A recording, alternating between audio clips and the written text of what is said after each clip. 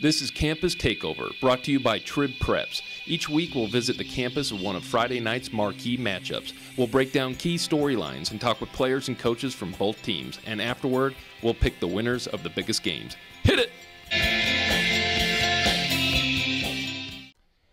We're at the home of the 11-time state champion Timpview Thunderbirds. The Beast in the East have won 27 consecutive games dating back to September of 2012 when it forfeited its win against Maple Mountain for the use of ineligible players. Technically, the T-Birds have won 31 straight games dating back to Alta in the opening game of that 2012 season. To put that in perspective, the #1 song in August of 2012 was Call Me Maybe by Carly Rae Jepsen. I've been told that's Tom Wharton's favorite song. The streak is in serious jeopardy as the Lone Peak Knights come to town Friday night. The Knights are staying off their 31-0 beatdown of Bountiful, which was ranked 12th in the state at the time. Ask anyone on Timpview staff, and they'll tell you the Knights are a health hazard. This week of Campus Takeover, we will analyze both sides of the game of the week. We will also have a feature story on the Knights, and we will analyze the 7 headliner games around the state. But first, let's review what happened last week. Deal us a pair of 3. Each show will highlight the top 3 stars and the 3 surprise teams from the previous week. In his first varsity start, Jordan quarterback Drew Lisk had 615 yards of total offense, the 4th most in UHSAA history. He also had 6 touchdowns. Offenses who? Taylorsville freshman quarterback Dane Latuala had 464 yards of total offense, including rushing for 312 yards, the most in the state. He had 4 touchdowns as well. Harriman's Noah Vea had 3 interceptions and 5 solo tackles in a loss against Brighton. 3 teams caught our eye last week. Ben Lomond beat Richfield 50-14. It was the first time in program history the Scots scored 50 points or more. After coming off a season with 1 win, they've already matched that total. Taylorsville had little difficulty with Murray, beating them 43-14. Murray was supposed to be a contender in Region 6 this season, and Taylorsville was picked 6th in Region 3. The Warriors might be a dangerous team with Dane Latuala at quarterback. Park City beat Union 51-12. Union was a touchdown away from playing for the state championship last season, and in Mike Shepard's 3rd stint at Park City, now entering his 3rd year in that stint, it seems like the Miners are starting to put things together. Park City, with 51 points, was awfully impressive. Timpview has been one of the premier programs in all of Utah for more than 2 decades now. You can even argue it goes back into the late 1990s when they won a state title in 1997. They've won 8 state championships since 2000, and really between Bingham and Timpview, those are your programs that Utah is known for. Tom, why do you think Timpview has been so successful? Do they have something that they're doing differently? Obviously, they have the talent, they have the players, the coaches, but how are they so successful?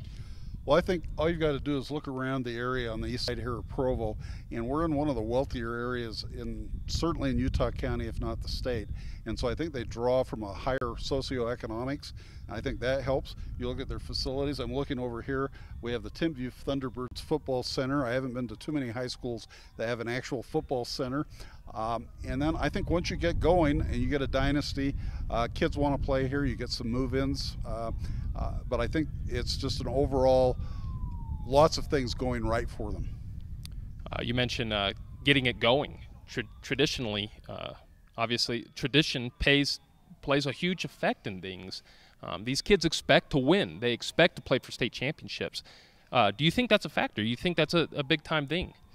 Yeah, once you get the mentality in that you're going to win every game, you don't want to be the team, you don't want to be the guy that lost the streak. And I watched Duchesne last year when their streak finally ended and how devastated it was, and it took them a long time to kind of recover for. I'm not sure they ever recovered, and they had the state's, I believe, longest winning streak at the time. So once you get it going, it's pretty hard to stop that juggernaut. So no disrespect to West, 35-0 whitewash. I mean, it was ugly from the beginning. So that's not going to be the case this week. Lone Peak is a much different animal. What potential difficulties will the Knights present to Timpview on Friday night? Well, I think the Knights are going to have a much better offense than West did. West really struggled on offense last week, so I think the defense of Timpview will get more of a test. And it's also kind of a cross-county rivalry with 5A and 4A, and those rivalry games can be kind of interesting. You know, Lone Peak and their fans are going to come in here wanting to end that streak. How about defensively? Kahi Neves for Timpview, although he is a highly recruited athlete committed to the University of Utah, he really hasn't had that much experience as a starting quarterback. His family has relocated several times throughout his career, and he hasn't been able to get his feet wet. He is now ingrained in this offense. He is the starter. This is his offense. Does Lone Peak do some things, maybe bring some added pressure, maybe change up some coverages to maybe confuse him a little bit?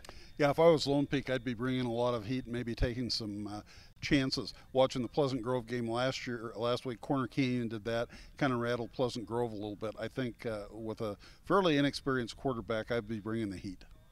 Lone Peak will head to Provo, attempting to end Timpview's 27-game winning streak on Friday night with 2 quarterbacks. As the old adage goes, if you have 2 quarterbacks, you really have none. But there are exceptions. Take Florida's run to the national championship in 2006, for example. Chris Leak was the seasoned senior quarterback, while a young freshman named Tim Tebow demanded time from a pure talent standpoint. The situation mirrors Lone Peak's current predicament. Talmadge Gunther, the senior, is a proven commodity behind center, while Dakota Hansen, the brother of Utah quarterback Chase Hansen, deserves playing time as an underclassman for his athletic ability.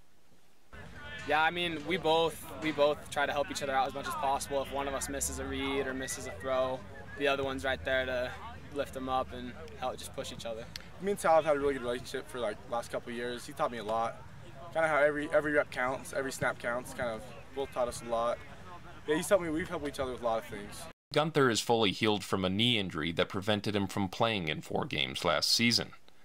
Now the two complement one another, keeping the defense questioning what might be coming next. And Gunther? He's not about to reveal any trade secrets. I think, honestly, the 2 quarterbacks, it keeps defenses on their toes a little bit, because when I'm in there, it's kind of just unexpected, and Coda does the same thing. We both have our things that we have to do. I'm not going to tell you, because you can't let the defenses know, but I think we both do things well. The 2 quarterback system works when you're winning. Opinions quickly change after a loss, however. And if it's a tie game in the 4th quarter on Friday, it could get a little complicated, because both quarterbacks want to be calling the shots. Well, I like the ball in my hands, but that's just how it is. Whatever coach decides. And you're okay with that? I want it to be me, obviously, but if coach is calling Coda, I know he'll go get the W. So we're here with Timpview head coach Kerry Whittingham. His Thunderbirds are getting ready to play Lone Peak Knights. On film, what have you noticed about Lone Peak? What stands out about them the most? They have athletic kids, and their linemen aren't as big as maybe we had played last week against West, but they're probably more athletic. And so what I'm looking at is a team that has more speed and athleticism. Do you think defensively they're going to try and bring a lot of pressure with Kahi still trying to get acclimated to the offense? You know, I wouldn't want to guess what they're going to do, but I'm sure they're going to just play their game as much as they bring heat. They'll probably bring it as any other game, and I think they tend to do that, but I don't think they're going to specifically do anything out of the ordinary or special just yet. See what they can do early on, and then see how to adjust from there is what I would imagine they're thinking. Now, you guys have got the big winning streak going that everybody talks about. How much pressure does that put on your kids every week? I don't know if it puts any, because we're just trying to win each game as they come week by week. What is your feeling about being part of this dynasty, though? I mean, it is a dynasty. Well, you don't lose very often. I'm lucky to be in the position I'm in. This is a good program, good kids, and it was ready-made when I stepped in. It's just the attempt to keep it going. The pressure is always there to keep that going, but with the type of facilities, the type of support, and the type of kids we have, it's not too tough. Is there any one aspect of the game that you're really trying to focus on that you think will be a huge key in determining the outcome? In this particular game, we need to control the ball. We don't want to give the ball to them too much. ball security, no turnovers. We'd like to get turnovers of our own. Defensively, we have to play good pass coverage, and that's probably going to be the key. Offensively, of course, we'd like to run the ball, which we always do, pretty run heavy. You got a great secondary, obviously, might be the best safety combo in the state. So are you pretty comfortable about saying that you can play that great pass coverage that you said you need to do? It takes more than 2 safeties. It takes all the backers and 2 corners, and with the kind of talent, the kind of kids Lone Peak has, it remains to be seen how we'll respond to that, because some of the kids are pretty young. Now you've got kind of a new quarterback coming in. I mean, he came in late in the summer. How's he fitting into the team? Kahi's doing real well. He's a big, strong quarterback, great arm. He can make all the throws. He's integrated real well, both socially and with the system. And so, as the season goes on, I think he'll become more accustomed, more comfortable, and it'll only get better. You know, it doesn't hurt having Samson Nakua on the outskirts either. Kind of a underrated receiver there. Yeah. You throw any ball to him, and he's going to come down with it, probably 9 times out of 10, even if it's not a good throw. He's a good talent, and we do have a whole stable full of good receivers, though. So if anyone wants to focus on one kid, it's going to come back and bite them, because there's a lot of other kids to throw to. Well, we appreciate you joining us, and good luck on Friday. Thank you very much. Thank you very much. We're here with Timpview quarterback Kahi Neves and his senior wide receiver Samson Nakua. You guys are preparing to play Lone Peak on Friday. When you see Lone Peak on film, what stands out? Is there anything that you guys are seeing in the nights that is a little concerning or that you got to prepare for? You know, we've watched film on it. We sat down, we went over their defense and their offense, but overall they're a good team. They're structured well. They're disciplined, and you know, we've came out here this whole week and we've prepared for them. So. Yeah, they got some really good skill players that we gotta on their defense that we gotta watch out for, and like Kahi said, we're looking at film and just preparing ourselves for the best. So Kahi, you transferred here from Brighton, so you're not as ingrained in the offense as everybody else maybe, but you're right in there, starting quarterback. How have you developed such a connection with Samson so quickly? Me and Samson, we spend a lot of time off the field and on the field. But not so much Samson, but I mean our whole receiving staff. We come out here, we work. We're out here 30 minutes before throwing, getting our timing and our mesh. So overall, I mean our timing's there. Can you talk about how you ended up here? Yeah, actually, my mother, my grandma lives out here, and she's actually very ill, and we moved in with her, and we've been taking care of her, and you know, that whole thing took place, and that's why we're out here. For you personally, has it been difficult trying to establish yourself at several schools throughout your career? Has that been difficult for you? Oh, definitely. I mean, as a high schooler moving around, and I've been at a couple other high schools, but I mean, it's not that difficult when you're an athlete and you play for the football team. I mean, I made friends. I mean, I make friends right away. So. Now I hear that you have fun playing football. That you're kind of light there. Can you talk a little bit about how much fun it is to play football here?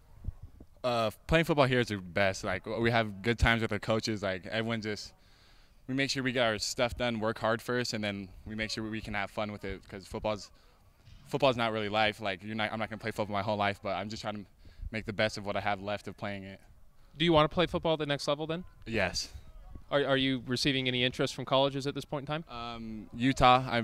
I talk to them sometimes, and yeah, just mostly Utah. Speaking of Utah, Kahi, you're obviously committed to Utah. What are your plans as far as when you're going to join the Utes after this season? I heard you're gonna graduate early so you can enroll. Yes, correct. Okay. I'll be graduating early and hopefully be up there for spring ball. But I got all my grades and credits ready, and you know, I'm excited to be up there. Your thoughts on Michigan coming in? Oh man, that'll be a big game. I mean, Jim Harbaugh's the new head coach. I mean, I think the Utes are ready. They're always preparing to their best, and it's going to be a good game. Samson, we talked to you earlier in the preseason, and we asked you if you had any goals or objectives that you wanted. You said you wanted 22 touchdowns and more than 2,000 receiving yards. Do you have any goals for this specific game against Lone Peak? What are you looking for?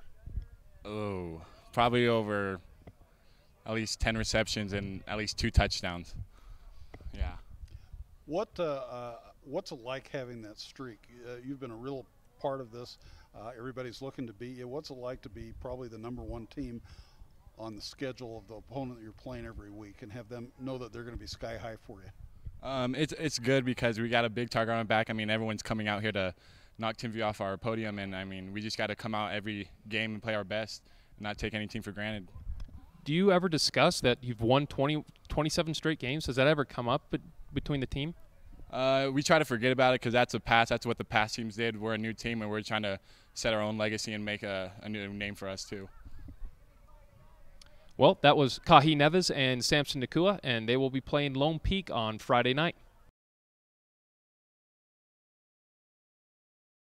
Lone Peak enjoyed the biggest fluctuation in the state rankings this past week. They were ranked 19th to start the season.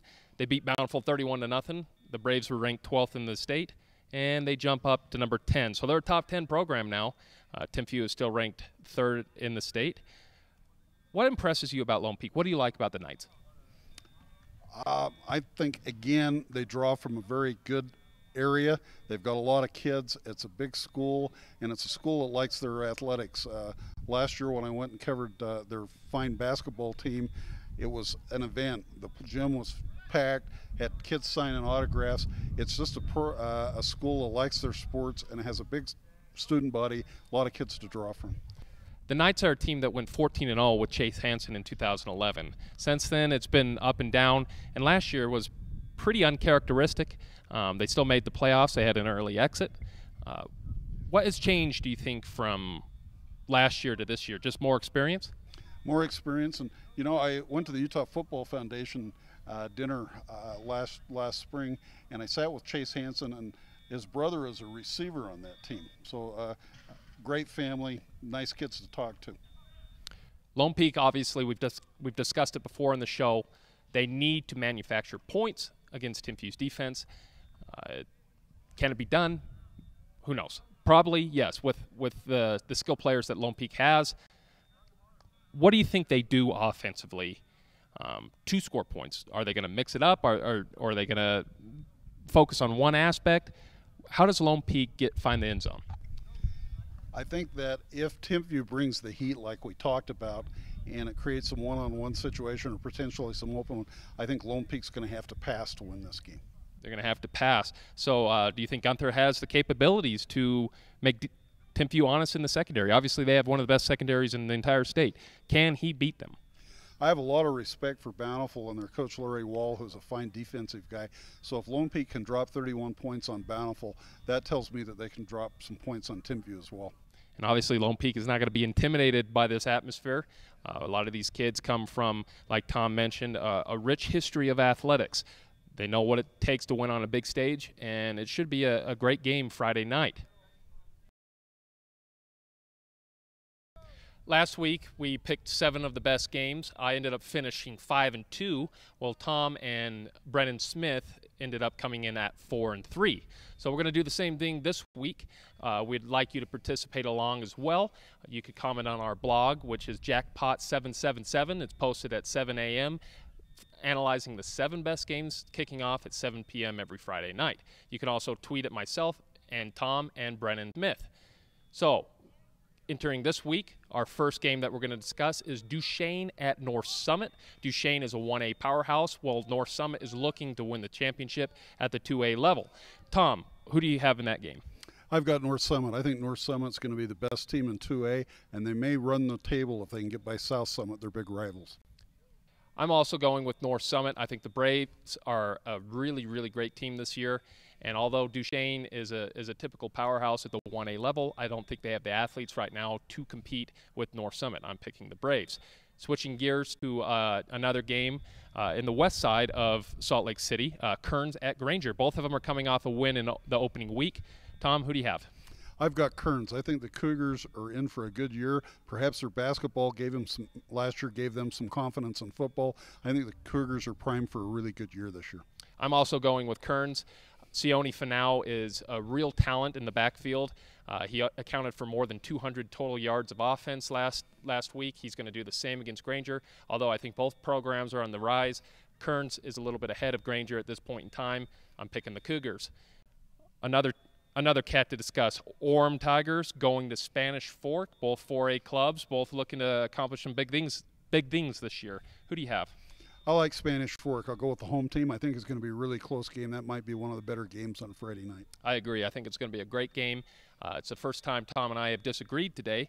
I'm going to be going with the Orem Tigers. I like Chase Herman on the outskirts, and they're going to score the football. There's no doubt about that. Spanish Fork is still a little bit unproven to me at this point in time. I like Orem. Here's an interesting game. Roy had a bye in the opening week, and now they got to go to Jordan, which plastered Desert Hills in St. George. Looks like Jordan's offense is moving right along where they left off.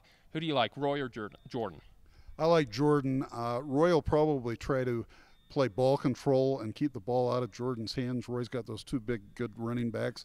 But I like Jordan at home. I think a bye week, there'll be first game jitters and a new quarterback at Roy. Even though Roy had a great defensive year last year, they're not going to slow down Jordan. Spencer Curtis is currently leading the nation in receiving yards with 271 yards. Drew Lisk can huck it around. Jordan's going to score a lot of points. Look for them to surpass 40 points at a minimum, and they're going to beat Roy. Skyview is jumping up to the 5A level, and Logan is moving down to the 3AA level, but they still expect to be competitive with one another. So Skyview at Logan, who do you have? I've got Skyview. I think Skyview is going to be one of the surprises in 5A. We've got a great receiver in Bryce Mortensen, and I look for the Bobcats to be one of the top teams in the state this year. I couldn't have said it better myself. Bryce Mortensen is a real threat on the outside, while Garrison Beach, although he threw an interception, he only threw an interception last week. He only threw 3 of all of last year. But that shows how efficient he is behind center. I like Garrison Beach and Bryce Mortensen to hook up some more, and I like the Bobcats to prevail in that one. A surprise team of last week was Taylorsville. They really hammered Murray, and I actually didn't see that coming. They had a freshman quarterback who ended up rushing for more than 300 yards. Now they've got a much tougher test with Davis. They're going to play the Darts on their home field. Taylorsville at Davis, your thoughts? I covered Taylorsville at Davis last year, and I thought Davis was the superior team, and I'm going to stick with that. I think Davis will prevail, although it might be a little closer game than it was last year. If my memory serves me correctly, it was like 30-0, 33-0 in that game. So they didn't even put any points on the board. The Warriors are going to score this time around, but I still like Davis. I think Davis is a superior team at this point in time. Taylorsville was projected to finish 6th in Region 3. That might not be the case. They might be severely underrated. But at this point in time, Davis is climbing up the ranks. Taylorsville just barely made their first appearance in our top 25 rankings. I'm still going with Darts. And that brings us to our game of the week. The reason why we're here at Timpview. Timpview is the 3-time defending champions. They've won 27 straight games. Lone Peak looked extremely impressive in their home opener against Bountiful. Timpview is going to be a different challenge than Bountiful, no doubt about it. Tom, overall, what are your thoughts on this game, and how do you see that team winning, and why? I can't see Timpview losing. And a part of that is just high school kids are high school kids. We're sitting on brand new turf. There's a lot of excitement about the way the field looks here. And I just think Timpview's got that winning streak. They're a little better. Lone Peak's still got a ways to prove that they belong in the elite teams to me. For Lone Peak to win this game, they need to score points. Timpview has shown in the past that they're predominantly superior on defense. And that's obviously the case this season. They shut out West 35-0 in the home opener. Does Lone Peak have the offensive firepower to score? Absolutely, they do. But Timpview can score the ball as well. I like Timpview. Even though this is going to be Kahi Neves' first real test at quarterback, I think he's going to show that he is worth the hype that he has received at this point in his career. Samson Nakua is one of the best receivers in the state, and Timpview's defense is phenomenal. They have 2 of the best safeties in the state with Will Watanabe and Keenan Peely. And they can match up against all of Lone Peak's skill players. So I believe that Timpview will win their 28th consecutive game and keep on moving forward. The Beast in the East survives.